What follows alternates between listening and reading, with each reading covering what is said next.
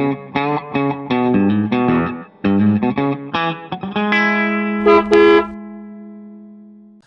what's up, guys? Welcome back to Cars and Guitars. And today, Hello. we got Zack with us. Finally, we I'm have here. brought him back. I'm excited. And he's going to be with us from now on because I bullied him into it. And He did bully me. Listen, I'm busy. Yeah, I'm I know. doing different stuff than we used to do. And Yep. Yeah, but I'm here. He's here. I'm here And because my friend needed me to be here. yeah, and nobody wants to listen to me talk about all this bullcrap anymore. So, I don't know if that's particularly true. You know, I just wiped my mouth and I realized how much of a walrus mustache I have going on right now. And it's like, you're welcome, world. My haircut's tomorrow, though, so maybe next week it'll be a little better. Tune in to find out if I have a walrus mustache still. nice. Awesome. Well, today we got a whole ton of stuff to talk about today. Going to be a good episode. We're going to start with the news. Starting on the car side of things, Tesla autonomous taxis. I love it. I know you hate it already because you said so. That's why I didn't say anything in the pre-gaming. I freaking love it. You know why? Why? Because it's like iRobot got birthed into real life. That's why I hate because it. you have Optimus, the robots out there. They're like 20 or 30K, and you're gonna have all the six-figure people, you know, all over the world doing like, man, I could Klarna that. Man, I could affirm that and get 0% interest on on 6 payments of 20K. And I'm gonna have a babysitter that could mow my lawn and search the interwebs. No, here's the thing. It's a stupid idea. They're in New York City right now, and or no, it's not. It's a concept. They don't call it a concept. That's I think that's my frustration with Tesla is they like put something out and they're like, this is this. And they don't say this is a concept of what we're thinking of doing in the future. And then, you know, what, 2019 they put out a Cybertruck and it didn't Finally ship till this year. Mm-hmm. So like, you know, take it with a grain of salt. But I think it's a dumb design. It's a 2-seater autonomous taxi with no steering wheel. So like, yeah, I mean, listen. But it is self-vacuums. Have you seen this? no. It's so crazy. It vacuums for itself. Has these like little octopus arm. Think like Arkin, like Spider-Man, and what's his name? Doc Ock. Yeah. And it's like, and it sucks all the stuff up. That's I wonder, like, dumbest thing. Listen, I drove Lyft for one night, and I that was it. And You know, I drove for 2 years. did you really? Yeah. I feel sorry for you. I know, it was awful. That's awful. Lyft for one night. And one night in Carmel, somebody threw up in my Jeep Liberty. Yes, I had Jeep Liberty. Judge me. It's fine. I judged him. It's all right. And somebody threw up in it. Somebody took their pants off in the back of my Jeep. Not only did they take them off, they left them there. Oh. And the person who threw up left a case of alcohol that I didn't enjoy. And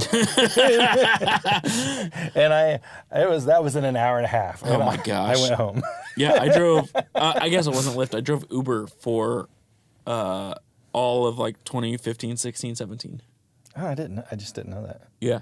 While I was working you're at for Kevin's? Yeah, me and Kevin. you. Yeah. Yikes. Yep. Okay. I would go get up at 6 in the morning, Mm-hmm. would drive people to work. I'd go to work at Kevin's. Then I would go to work at your place.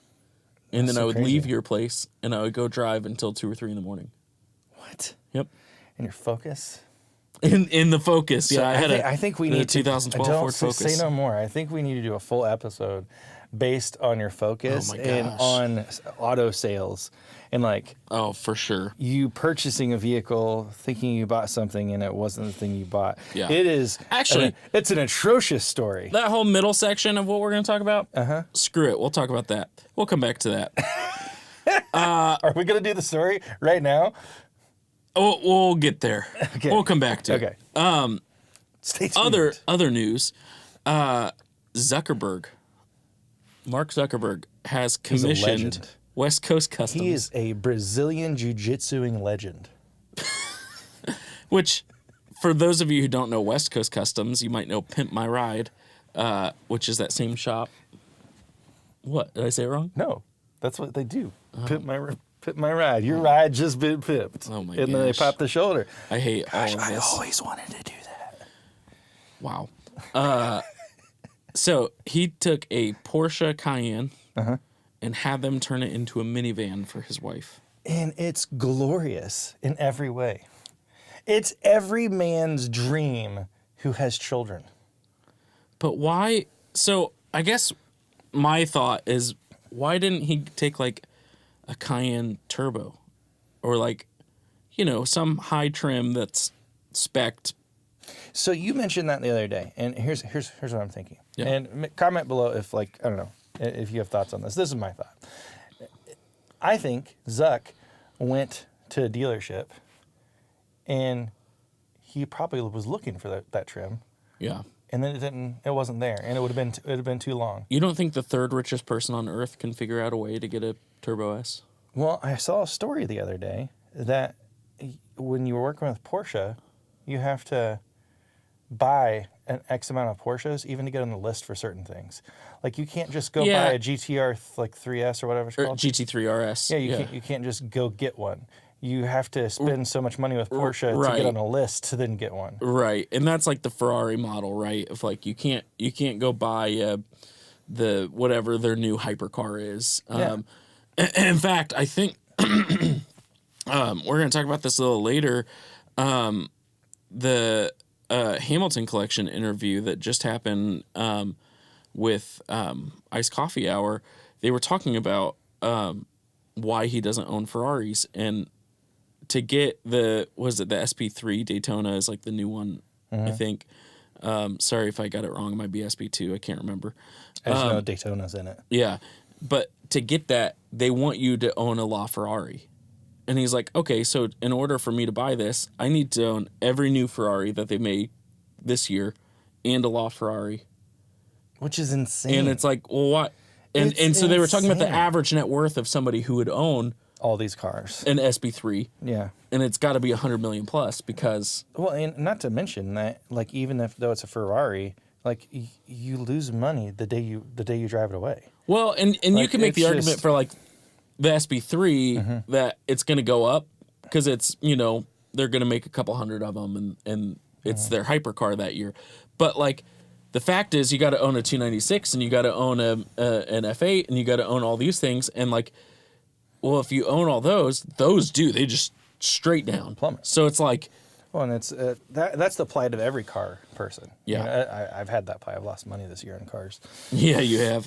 So have I. It's all right. It's okay, though. Yeah. Because we love cars. That's what we do. It's fine. So, yeah, anyway, I thought that was cool. His collection's kind of odd. It's like, Acura TSX and a Honda Fit and a Volkswagen Golf, but then there's also like a freaking Pagani Huayra and a GT3 RS. And so it's like, all right, well... I think my favorite car he's got is the Golf and the Fit. The Fit, so the Golf can make fun of it. I was gonna say it's like the same. You're accomplishing the same goal, except for the Golf's more fun. The Golf's more fun, and if he got a trim model from like 2012, the turbo model, like I forget what package it's called, but you could have plaid. The Golf R. Yeah, it's the Golf R. Yeah, you can have plaid interior. Like yeah, insert, so which was really, that's one of my cool. buddies growing up, his name was Corbin, had a brand new in 2012. He had a Golf R, or maybe it wasn't an R, but whatever the model was with the plaid seats, or maybe they all had plaid seats if I remember right. But I just remember driving that thing around, thinking we were in the coolest car I've ever seen in my life. I rode in one once. I had I was working at a church in Orlando. Is a place called Grace River, and Ken Love, lead pastor there, he's still there. His wife Sheila had a Golf R, and that's also where I found my disdain for the Honda Element that our friend Steven has. You mean the baby Defender? It's an undefender. Have you ever seen... It's undefended. It's the worst. Like comparison, somebody had like a lime green brand new Defender. Oh my gosh. Yeah, it's kind of funny. I love it so much. Actually, Steven tried to defend himself with that video because it really bothers him that I don't like his Honda Element. I love it. I actually, and what's crazy is I've got Alyssa convinced, my wife, that the Element is cool now. But it's not cool. You know what? It's not cool You know what? I'm about to blow the internet up. You know, you know what's actually cool that's in that vein? Oh no. Oh, it's coming. I don't even know if you know that's coming. Pontiac Aztec. Okay, so the tent, the table, the cooler. cooler. It is cool. Yep, I'm with you. Pontiac Aztec. And it looks like kind of like a T-Rex. You lost me there, but I don't know the way it like it slouches down. It goes and like the eyes are very angled, and so it kind of looks mean from the front end. That's I hilarious. had a Pontiac Aztec, and I had the tent, I had the cooler. Do you know who else had that? Steven. No. Ben. All right. Yeah. Before his truck. No way. Yeah, before his truck. Okay, that's pretty cool. Yeah. Anyway, Hi, Ben. Pontiac Aztec. Ben's not watching this. He doesn't give a crap what we do. He does it. He does it. No. So anyway, it's cool stuff. Buy yourself Pontiac. It's cool with the 3800 or 3600 motor in it from GM. Yeah, 3800. It lasts forever. Yep. It's same thing that's in like those Buick Park Avenues and LeSabre, Cavaliers, and Impalas, and no, not the Cavalier. Grand Prix. Grand Prix, Impala. They lasted forever. Yeah. And there was the supercharged one in like the Grand Prix GXP and the Park Avenue Ultra. Well, there is even a version of a CTS when it first came out that had it. In fact, a variation of it. Hoovie's Garage on YouTube just sold. On Cars and Bids, he sold 3 cars, no reserve. He lost like $24,000 because he's an idiot. And there you go, Hoovie. No, I mean that's his thing. He advertises himself as the dumbest automotive channel in all of YouTube. Of course, with ad rev and all that, he makes his money back and plus some. But no, he sold a Park Avenue Ultra that was mint. Heads-up display, big cushy seats, supercharged 3800 V6. Heads-up display. Oh yeah, dude. What year? 98. I didn't even know that existed then. Yep. My 97 Grand Prix had a heads-up display. Really? Yep. The first time I ever saw heads-up display was in a 2006 Corvette. It was like C5. And it's the same thing. The little green numbers on the dash, you know. Yeah. Same. It's the same thing. GM was doing it, man. But yeah, he doing it good until he the just bailout. sold it and got almost 10 grand Really? for a 98 Park Avenue Ultra. That's kind of cool. It was cool. Other news: Toyota Land Cruiser, the new one. So it's not I struggle to call it a Land Cruiser because. Are you talking about the Land Cruiser or the other trim model? Well, we'll get there. Okay. But so the I didn't Land reveal that yet. The Land You haven't seen Cruiser it. for this year is now like 4Runner size, except for the fact that the 4Runner can have a third row and the Land Cruiser cannot. So they tried to make like a smaller, more capable, because like the old Land Cruiser, right, was like that giant third row SUV, is bigger than the Sequoia. It was their biggest model. Yeah. It was almost $100,000. Yeah. It was wild. Great. Granted, it's still almost $100,000. Actually, no. I think it's like in the 50s. It starts in the 50s, and I think you can trim it up to the 70s. But still, that's a lot of money for a 2-row SUV. That's not like a performance SUV, you know. It's not. It's not like a Trailblazer SS. Shut up! Oh my God gosh. rest your soul. Best SUV. Stop it. It's not a Cayenne Turbo. It's not a RSQ8. It's not a, you know, it's just kind of a boring not boring, because it is freaking cool. But it's not exciting. It depends on what you define as exciting, right? I think that it's for a specific end user, which, you know, every vehicle is made for a different end user. See, I'd argue for the third row being irrelevant, because in all third rows, What do you mean? You have 4 kids. What do you mean the third row is irrelevant? I know. I'm getting here. We have been shopping for an SUV all year. Well, probably for about a year and a half. We've been talking about. We have a Dodge Grand Caravan, because when you have 6 people, it's just, you know, it's just easier to have the slidey door thing. And But anyways, we'd been looking, so like we had landed on looking at Escalades, and we were going to buy an Escalade this year, and like that was the whole goal. Like we were pointing towards the Escalade. Well, we went to look at the Escalades, and everything except for an ESV, right, that had the third row. My wife is all of 120 pounds soaking wet and 5'1.5", and when she sat in the back herself, her head was near the top. Yeah. And so like, and it was every brand was that way. So for General Motors, whether it was the Tahoe with a third row or whether it was an Escalade like Sport Edition or anything like that, they had the wheel well hump. Yeah. It was not accounted for in keeping the floor low. Right. And so that's an issue. On the Sequoia, the new Sequoia, which we love, by the way. If you've never been around one, you should go look at one. Which is, in my opinion, the new Land Cruiser. Yes, it is. But the new one, the reps on the dealership here in Noblesville, anyways, said that sales nearly halted of the Sequoia because of the third row, because it also has that hump, and then this design feature of the top of it dips down. So when Krista got back there was less than a half an inch of gap between her head and the top. Yeah. And so all of your kids are taller than Krista. And, yeah, all my kids are taller than Krista. Minus Avery, and she's going to be taller than Krista. Oh yeah, she will be. So from that standpoint, and then you go look at the 4Runner that does have the third row. I think you can, and it's just a big box. And it's just a big box, and it worked okay, but it's still like. Yeah. Well, I don't think any third row is meant to be long-term travel. Which is how we ended up with a lifted Ram and a Jeep. Freaking power wagon that is 10 foot off the ground. And it's awesome. It's the dumbest truck I've ever He seen. hates this truck. I think we should totally drop a video of just roasting tires. Yeah, we should. In Tink. My wife calls it Tink. It's lime green. It's a 2017 Sport Edition Ram. It has, it's like a 10-inch lift. It's like $7,000 worth of rims and tires on it, and it's just it's awesome. Stupid. Yeah. Well, all that to say, I think the redeeming quality to the new Land Cruiser to me is they have just released the FJ trim. Yeah. And so I didn't know this. He brought this up on review for this episode, and I've been seeing this thing. I've seen him 2 or 3 times, and I'm like, what is that? Yeah. And now it is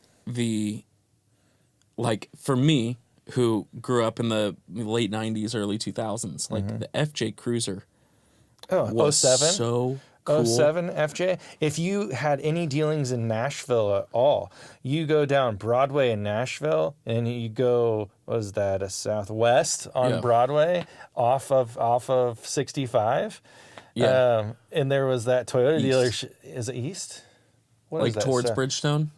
No, away from Bridgestone. Okay, so towards west. Vanderbilt. Towards Vanderbilt. West, yeah. There used in 06, in 06, 07, there was a Toyota dealership that sat pretty close to off the interstate towards Vanderbilt, and they had an entire front end of their parking lot was just rocks. It was like stacked rocks, and there was FJ Cruisers just parked everywhere. all over it. Yeah. I do remember that. I loved it. Yeah.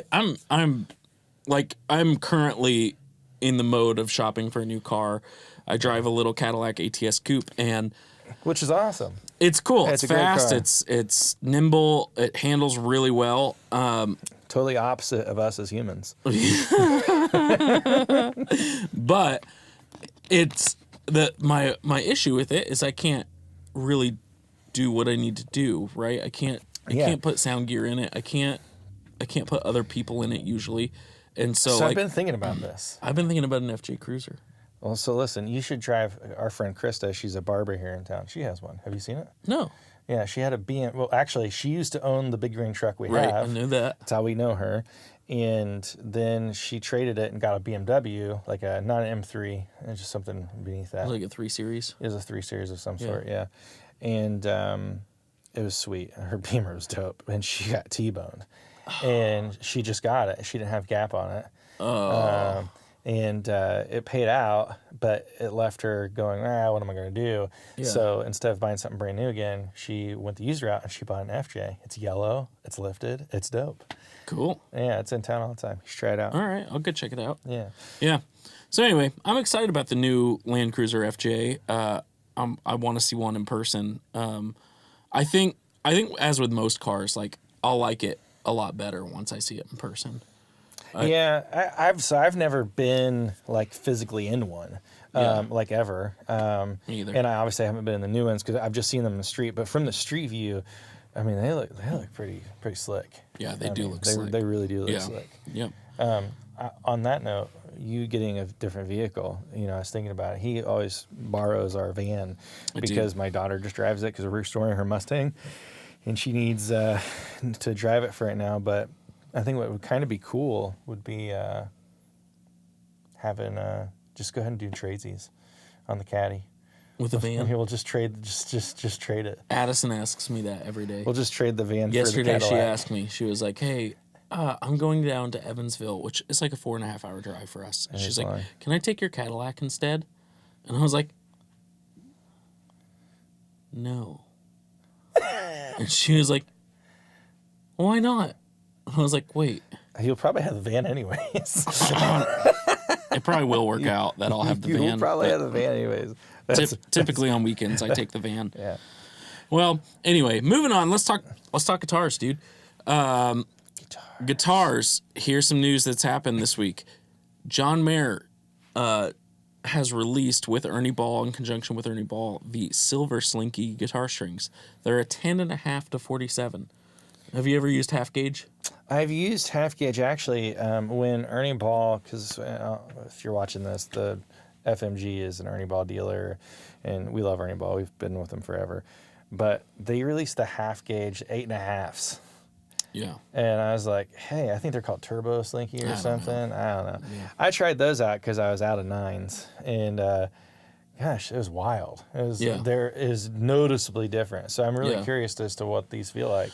Yeah, I've got 11s on, let's see, my rack of guitars is right next to Zack. I've got 11s on the two hollow bodies, the 335 and the 175. You have 11s on there? Yeah. Why? Well, I do prefer 11s on most guitars.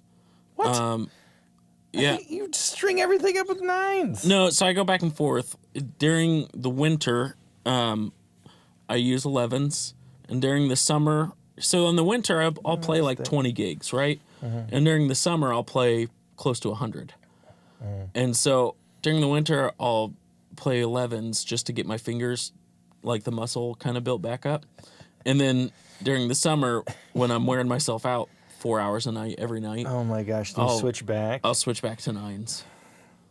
And so I don't. They're in winter words. setup right now, except for the Les Paul and the Telly are still on 9 to 46. I just don't even have words for this. I'm so shocked. I don't. It's a thing, yeah. The 175 and the 335 are in 11 to 52s right now. So I'll try the Turbo Slinkies. I'm not an Ernie Ball string user.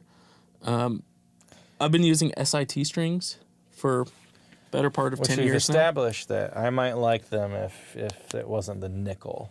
Yeah, I've always used pure nickel. And I don't like the strings from all the ones I have tried. They hurt my hands like a lot. It doesn't feel like I'm playing guitar. It feels like I'm just pushing my hands up against like thin metal. Yeah, and to be fair, like on the two hollow bodies or semi hollow bodies, they are Ernie Ball strings right now because I'm running low on SITs. Also running low on Ernie Ball strings. I know, we need to put it in order for both. Yeah. But yeah, interesting. I'm sure they're gonna sell like crazy because everybody in our generation is like a John Mayer fanboy. And I thought it curious. I've been thinking about this because I got the email as a dealer like 2 or 3 weeks ago about it. And the Silver Sky strings came in like it's a silver metal tin. It's a silver packaging. And I thought they really missed an opportunity to get some extra money from matching up the Yeah. original released colors of the Silver Sky. And then subsequently, so you have like the Tesla Black, Tesla Red, Tesla Silver Tesla Red, Tesla Black. What was Moon? Was it Moon White? I don't know. The original release of the Silver Sky was Tesla colors. It was supposed to be modern. So like releasing that in that colorway with like a corresponding pick, and then the next year like do a Roxy pink edition. That'd be cool. That sounds really dumb, but from the standpoint of like marketing and branding, that would have been really could be neat. cool. Yeah, I personally would have. I think I would have bought them quicker. Yeah. If it was that way. Yeah. Interesting. Yeah, I don't know. I know some people are like so set in their ways of strings, like I'm never gonna switch. Yeah, I'm probably never because either. I've been using the same 2 sets of strings, 11 to 52 or a 9 to 46 for at least 10 years, if not more. I can't. It's been so long that since I made the switch to Ernie Ball that I literally don't remember when I didn't. Yep. I remember I used to play Diodario, or however you say it. Yeah, that was right. Was it right? Yeah. You know what? I don't even care if it was right because those guys are jerks. I don't like them. Yikes. That could be its own episode. Diodario, if you have nice people that work for your place, I'm sure. But the people I have met there, they suck. So yikes. Nice. Well, moving on from that. So speaking of like, obviously it's going to sell because it's got John Mayer's name on it. Yeah. It will. Another artist that's in the same range as John, at least for guitar player standpoint, it kind of gets the same hate from guitar player standpoint, is Bonamassa. Nerdville. And he has been a curator of vintage guitars for quite a long time. He's something like good at it. 1,500 guitars. But like the cool thing is like he takes care of them. He plays them. He takes care of them, but like it brings you on a journey a lot of the time. Yeah. With it.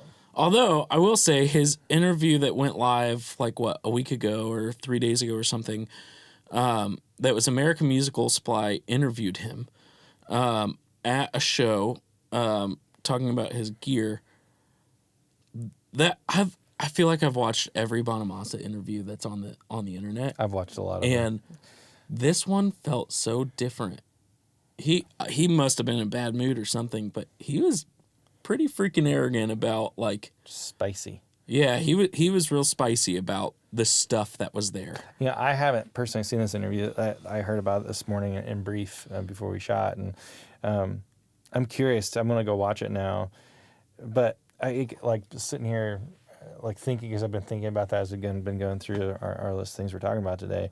Like, I wonder how often that happens to us as people. Yeah. You know, and like we don't even know it, but like for them, like they're not gonna not use the video that they got from Bonamassa, even though it's not great for him. Oh, well, it makes me think of you and I running a business together, and you'll come up to me and go, "Hey, a couple of weeks ago when you said this, like, holy crap, dude, chill out." And it didn't even occur to me. And I'm sure situation has happened vice versa, but like, I'm wondering what was going on in his life. His life that day. That day, that was like, he just was like, okay, here's what's up. Let's get this interview done. And it was weird. It was cool to go through his rig. Like, his rig's freaking awesome. Yeah, he's got a clear sonic, his own clear sonic. Yes. You know, front shield. And for me as a sound guy, that is amazing. In fact, I was thinking about that clear sonic booth we took down that was in the hallway over here. Thinking about taking the small panels to some of my gigs to put in front of some of the bands that I run sound for, to put in front of their amps and see if they get mad at me. We have that amp booth. You can just take it. Do we? Yeah, it's somewhere in here. I don't know where it is. We have a partnership with Clear Sonic. Shout out to Clear Sonic. If you're a drummer, you need a shield. For real. Or a guitar player. And you want to take a big amp. Clear Sonic, ask for Nick out in Ohio. They're incredible people. They're awesome. Yeah. Anyway, Fender has released the American Ultra 2. Demos have been going out. John 5 has released a couple videos on the Fender YouTube channel, and also Luke McQuarrie, who is a Nashville What's up, Luke? giant, standing at 5'7". But no, I don't know how Very tall he small is. But he's Very small pants. The Telecaster looks massive when Luke's playing on it. Also sounds massive. Luke is one of those players that the videos don't do him justice, man. I've heard him Just play. so good. And I've watched 1,000 videos of him playing, and I always think, wow, that's amazing. And then you and I will go down there and watch him play in person. We're like, okay, holy crap. I don't know why I oh play my guitar. gosh.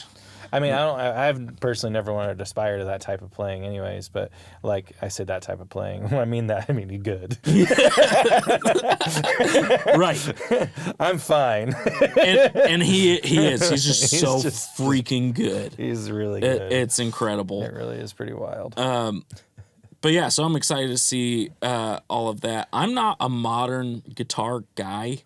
And I mean that, like, we're living in the golden age of guitar playing. Yeah, you don't like almost anything. And, well, maybe the golden age of guitar building. It's guitar building. Yeah, not playing. I mean, there Right. is.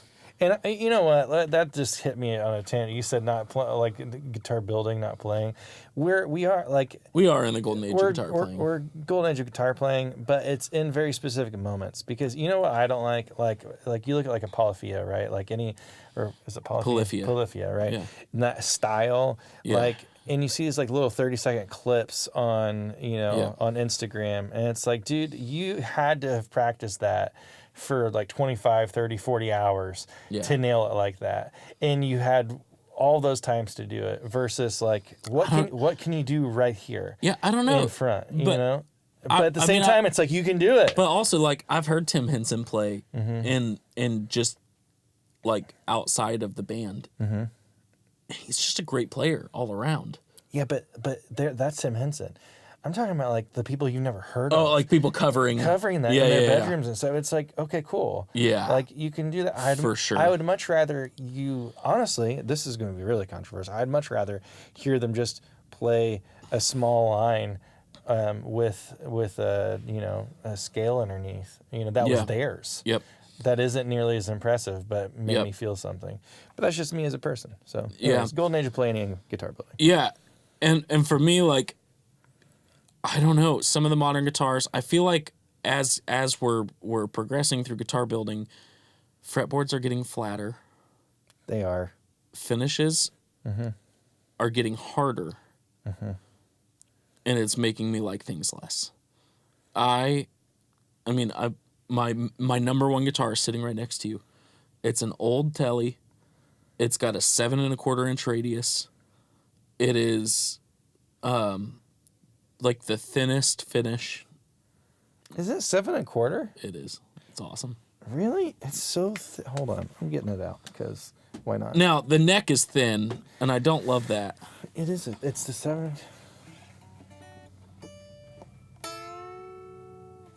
Now, keep in mind, it's just the thinness. I've done a couple things to it.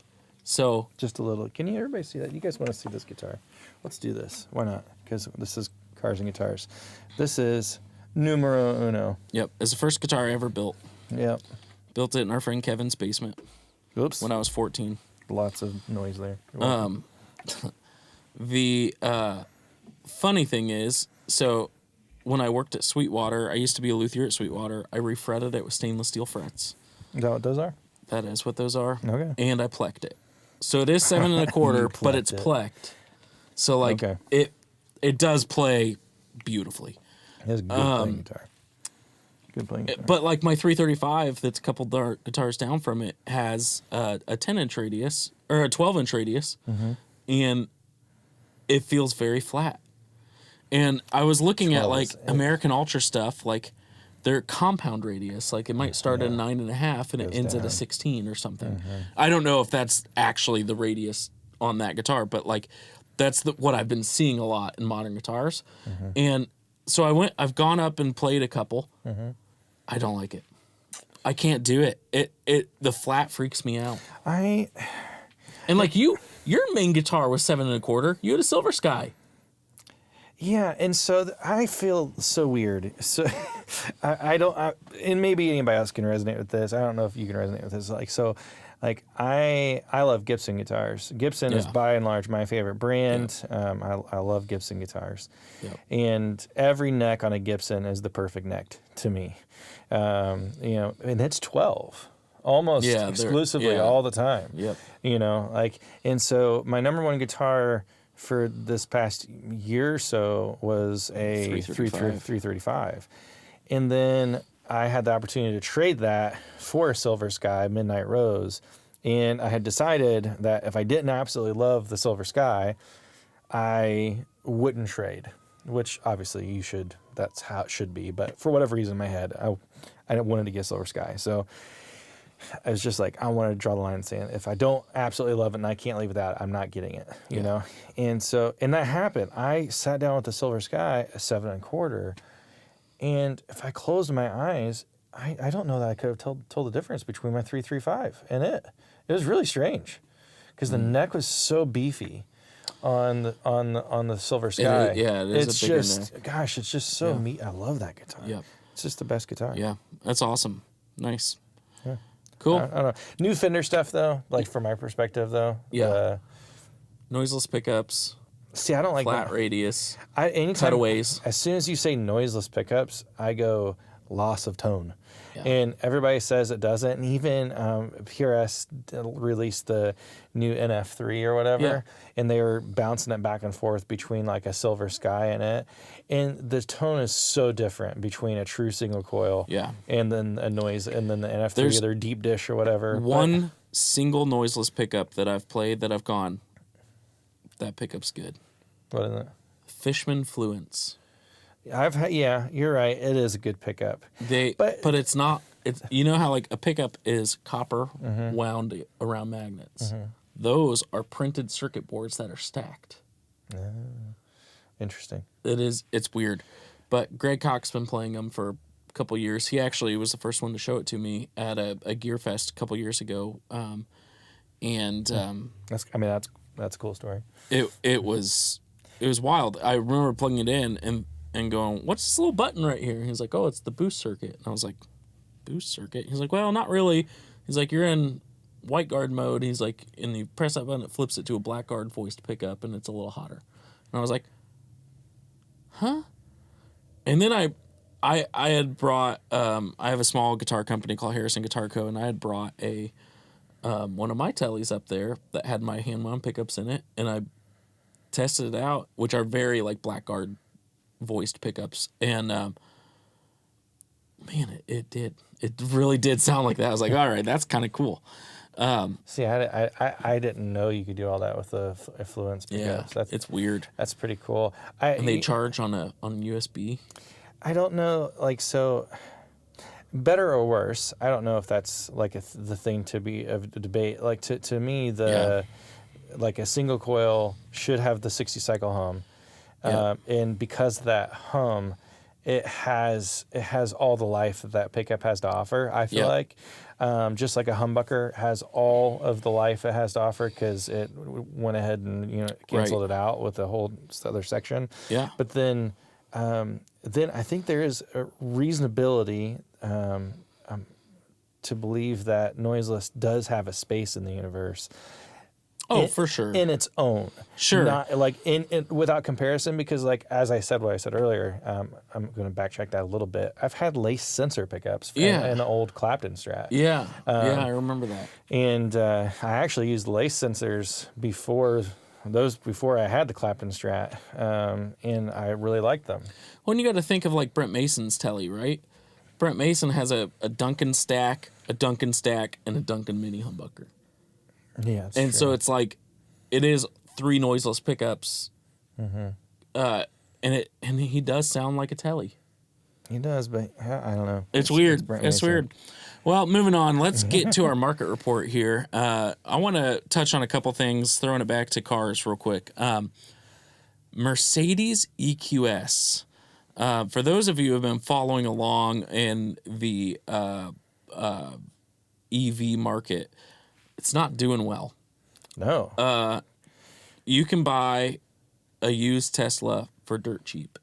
You can buy several other EVs for dirt cheap. And part of it is stuff like, I fault it to stuff like the Ford Lightning that came out and promised all these things and then did none of them.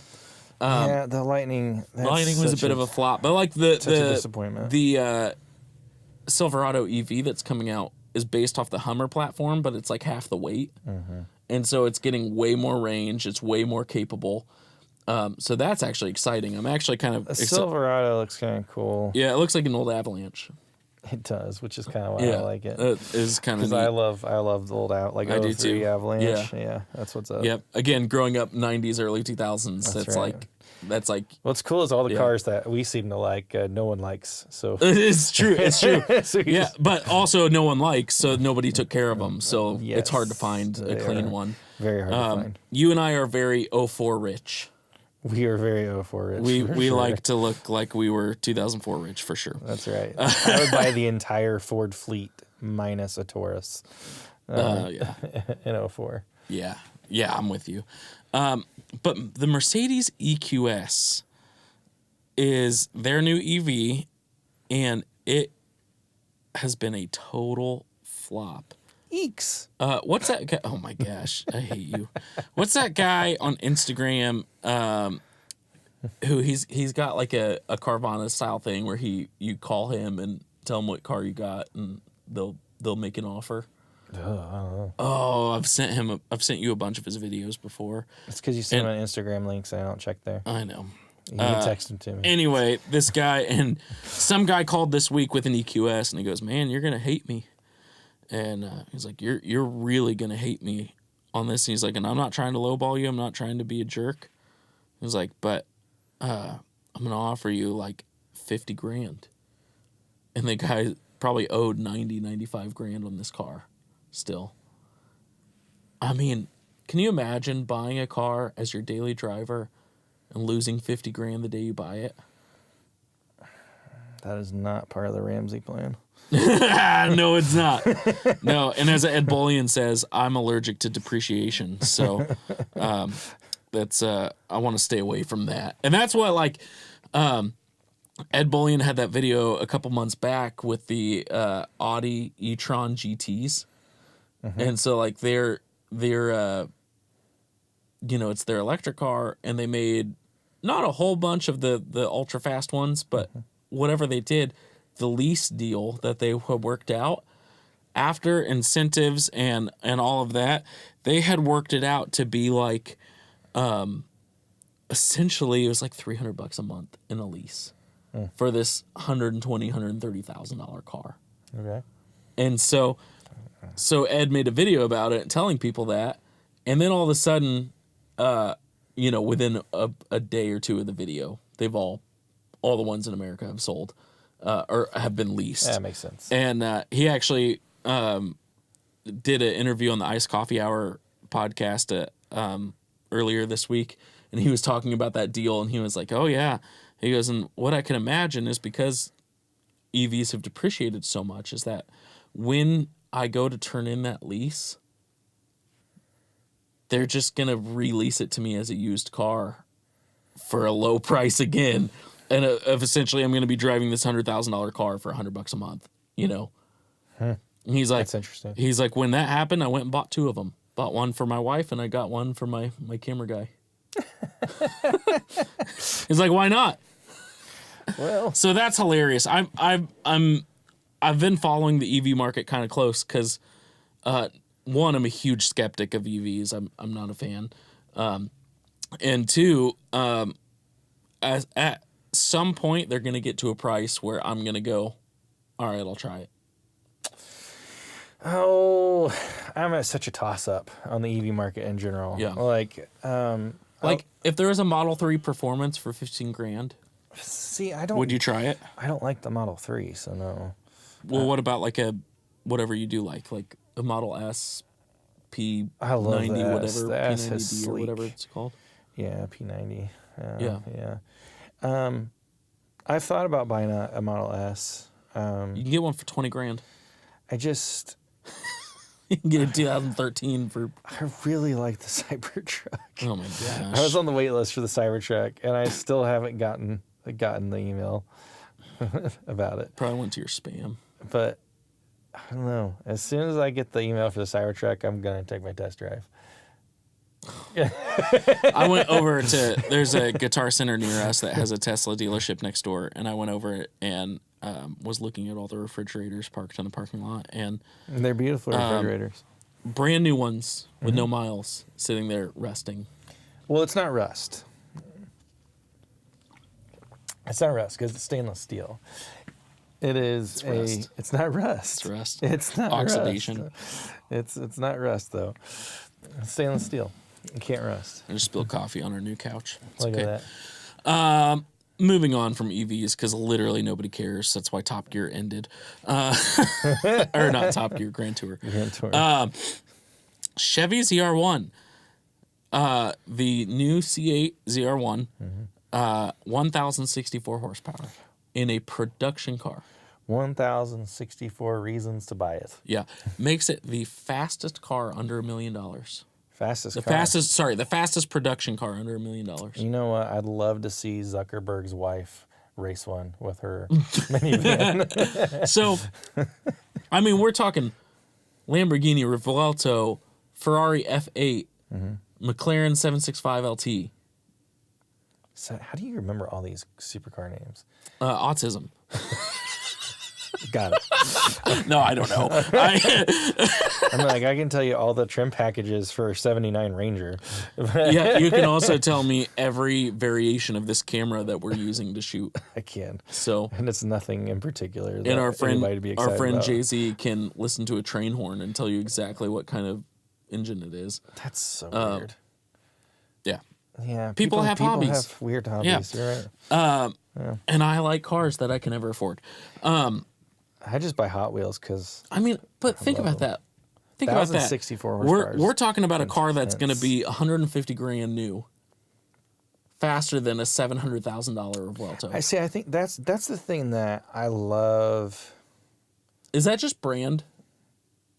Yeah. Like, is it just because Lamborghini has marketed themselves such as a I am a luxury brand? Well, it's because they started that way. He said, Well, he just wanted to make a car that was better than Ferrari. Because he was insulted, right? You know, and when you build to that clientele, listen, to me, when it comes to like car brands are developed particularly for particular crowds, for particular people in particular situations, right? And so when you have a brand like a Lamborghini or a Ferrari, you know, there is a very limited clientele. You're looking like 300 cars a year that they're going to build, and that is like at max because a lot of it's handmade still. Do you know what? Yeah. How many cars Lamborghini will build this year? No idea. It's like 7,000. No, it's not. For real? Yeah. They're building a lot of cars. They have a big factory now.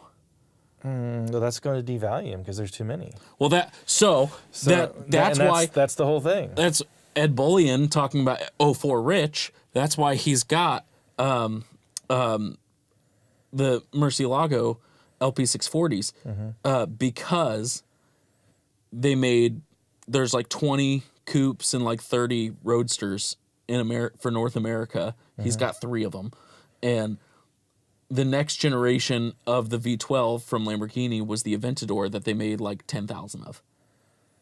Yeah. And so he was like, well, duh. He's like, it just happens that the car that I grew up liking and grew up aspiring to own happened to be a rare and limited car. And he's like, you know, if I grew up aspiring to own an Aventador, I probably would own one. He goes, but I don't care. Well, and that's where you positioning yourself as a thing for somebody. Yeah. And it's the new somebody. And then that trickles down. And then it creates this, man, I wish I could someday. Like you love supercars, you know? Well, funny enough, we went to, my band played at a car show a couple weeks ago. And I'm telling you, I knew the clientele before I even saw the cars. Jean shorts, Corvette t-shirts, New Balances, tall white socks. Yeah, yacht rock, baby. Lots of knees. Yacht rock. Lots of Corvette knees. owners, man. Yeah, they're it's a breed. all Corvette. They look the same. It's all Corvette owners, and so I take a stroll through the center aisle looking at the cars. Right, every single Corvette had a paper, a laminated paper on the dash, talking about what was special about this one Corvette. And how it's a one of one because it was built on a Thursday by this guy, and it was built right before lunchtime, and it was the only one before lunchtime in this color with these wheels. And I'm like, who cares? Well, then a guy pulls up in a gated Gallardo, manual Gallardo, and you would have thought he was like shunned from the group. Like all these Corvette owners are like, oh, don't talk to the Lamborghini guy. So I go over and talk to him. It is a one of one color. Like legit, not like the bullcrap in the bullcrap sense that Corvette owners talk about. But it was a one of one color. It was gated manual, which no Corvette can say that. And, naturally aspirated V10. I mean, come on. Yeah, it doesn't like, get better. it was a freaking cool car. And yeah, they made a lot of Gallardos. They did. They made like 4,000 or 5,000 Gallardos. Well, and that's the other thing is that like look from the beginning of what Corvette was. It was the American sports car. It was the very first of its kind. And so but like a guy pulled up in a C8. No one cared. Well, no, they all cared, but like for the same price he paid, he could have had that Gallardo. Oh, yeah. And people they see Lamborghini and they think, oh, well, I'm not spending $500,000 on a car. First off, so the disposition is we're not buying a foreign car. And then also... You really think that's it? Oh, 100%. For those guys' age? Yeah. Oh, yeah. Well, I know, like, don't buy foreign your cars. dad's like that. Yeah, because he's a boomer. And my grandpa's like that. So is Gen Xers. Or I should say my wife's grandpa. So, like they have that... There's that, right? Yeah. There's that they saw... Stingrays. Yeah. They saw the Batmobile. Yeah. In real time. You know? That's true. There's no...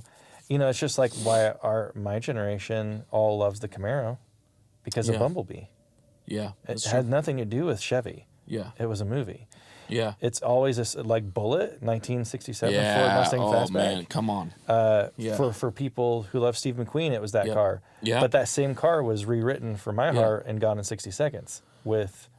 Yeah. And like you and I grew up on Fast and Furious. It's all association. So you want a Toyota Celica.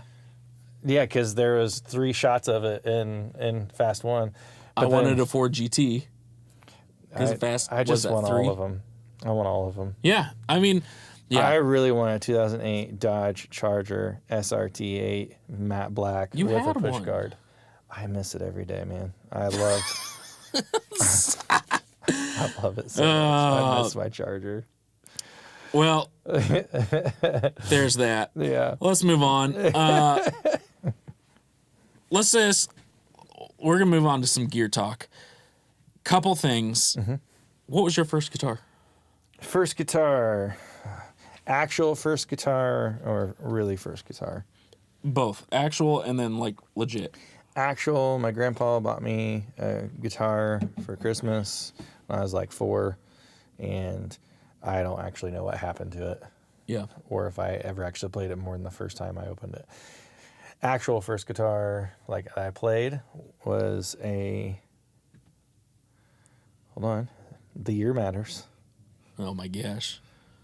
2003. Nope, 2002. Yeah, 2002. Silvertone Strat copy, black. Nice. It was great. Yeah. Bought it from, what was that place called? Mars? Nope. I didn't like Mars music. Here in Indianapolis? Anderson. Oh, Music Today? Music Today. Yeah. Yeah. It's not there anymore. That is L&M Guitar Straps. Yeah. Yeah. Yeah. They're in that building now. Music Today. That's cool. It was a great guitar. In fact, one of my students, Jackson, has that very guitar because his dad's guitar That's cool. was that. Yeah, so I get to play. Do you know what happened to that guitar? I sold it to a pawn shop. Okay. So I could That checks out. get another guitar that I thought I liked better. And then I did for a while. Yeah.